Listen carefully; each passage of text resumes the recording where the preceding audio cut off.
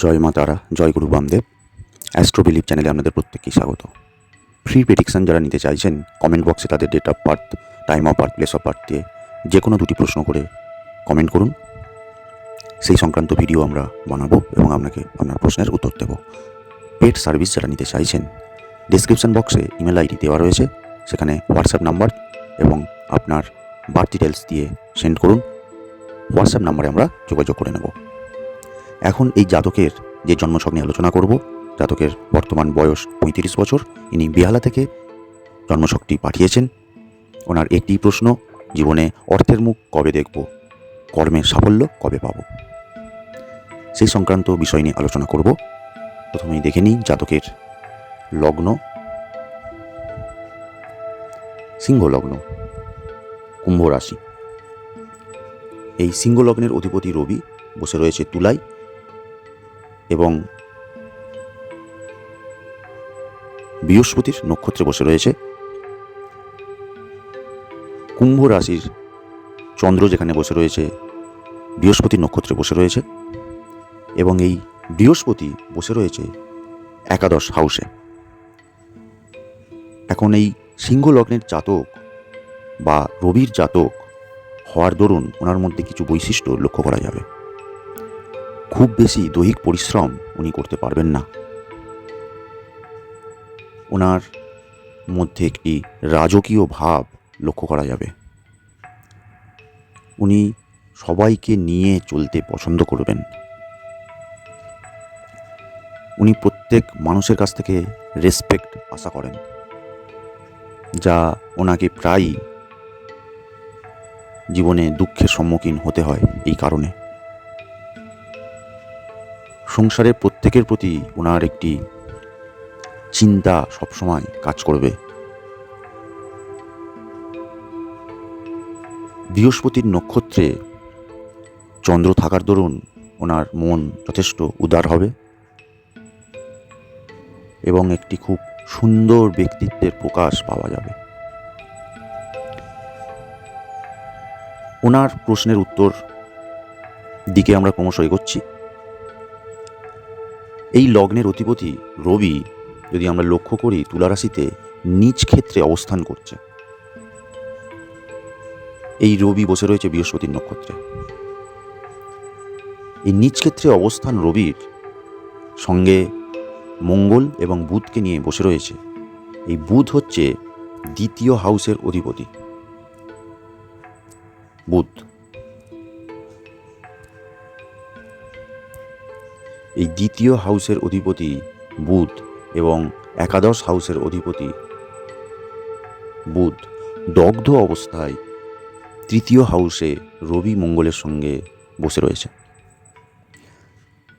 এই ক্ষেত্রটি রবির বসা এবং সেই সঙ্গে বুধের অবস্থান, বুধের দগ্ধ হয়ে যাওয়া জাতকের অর্থনাশের যোগ ইঙ্গিত করছে।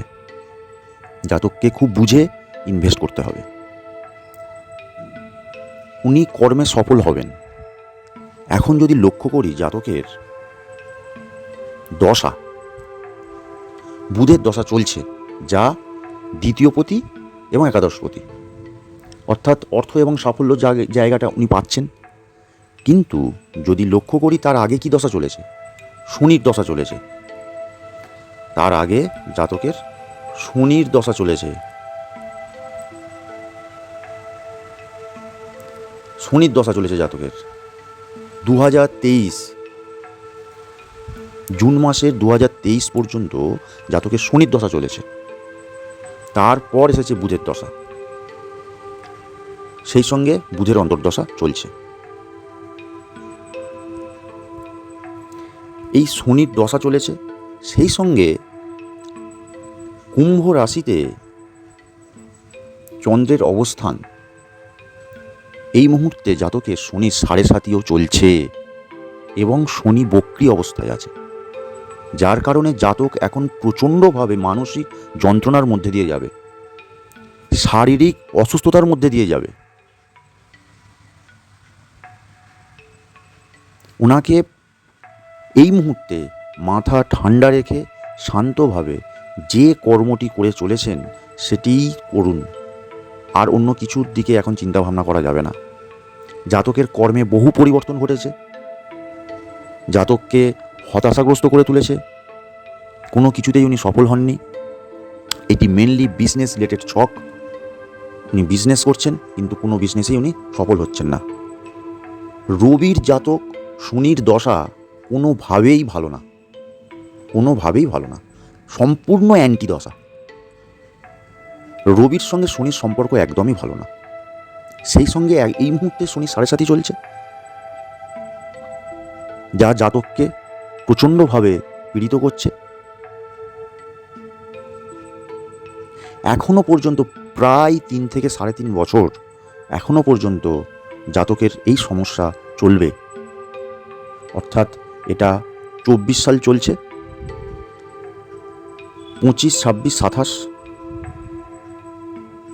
27 সালের পর আস্তে আস্তে উনি ডেভেলপ করতে থাকবেন জীবনে।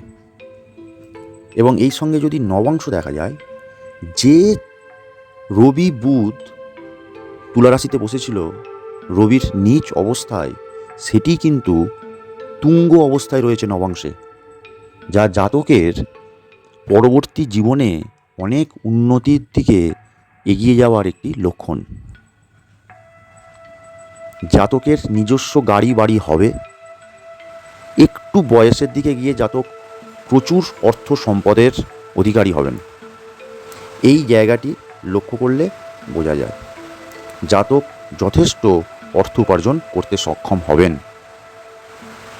জাতকের প্রশ্নের উত্তর আমি দিয়েছি। এরপরেও যদি কিছু প্রশ্ন থাকে অবশ্যই আপনি যোগাযোগ করবেন। ধন্যবাদ।